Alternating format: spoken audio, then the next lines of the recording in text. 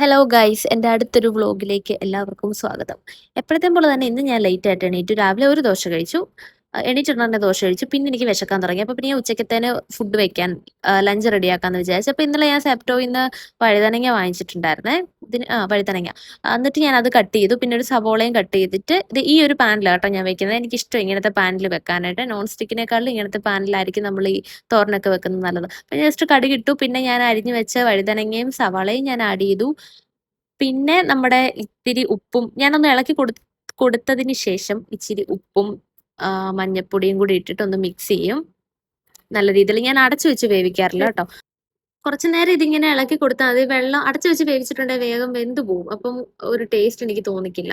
പിന്നെ ഞാൻ ഈ പറഞ്ഞ പോലെ ഉപ്പും ഇതുമെല്ലാം ഇട്ടിട്ട് പിന്നെ കുറച്ച് കറിവേപ്പിലയും കൂടി ആഡ് ചെയ്തു. എന്നിട്ട് ഞാൻ ഈ പിരിയൻ മുളകില്ലേ, ഇതും വെളുത്തുള്ളിയും കൂടെ ചതച്ച് വെച്ചിട്ടുണ്ടായിരുന്നേ. ഇതാണ് കേട്ടോ ഇതിന്റെ മെയിൻ. നല്ല ടേസ്റ്റ് ആണ്. നമ്മൾ ബാക്കി മുളക് പൊടി ഇടുന്നതിനേലും ഇതിട്ട് വെക്കുമ്പോൾ ടേസ്റ്റ് കൂടുതലാണ്.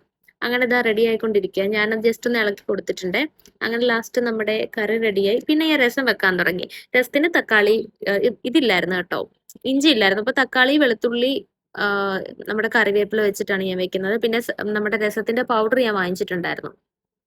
പിന്നെ അതും ഞാൻ ഇട്ട് കൊടുത്തു കേട്ടോ. ഇത് ജസ്റ്റ് ഒന്ന് മൊരിഞ്ഞ് കഴിയുമ്പോഴത്തേനും നമ്മുടെ രസത്തിന്റെ പൗഡർ കൂടി ഇട്ട് കഴിഞ്ഞിട്ട് കുറച്ച് വെള്ളം കൂടി ആഡ് ചെയ്തിട്ട് തിളപ്പിച്ച സെറ്റാണ്.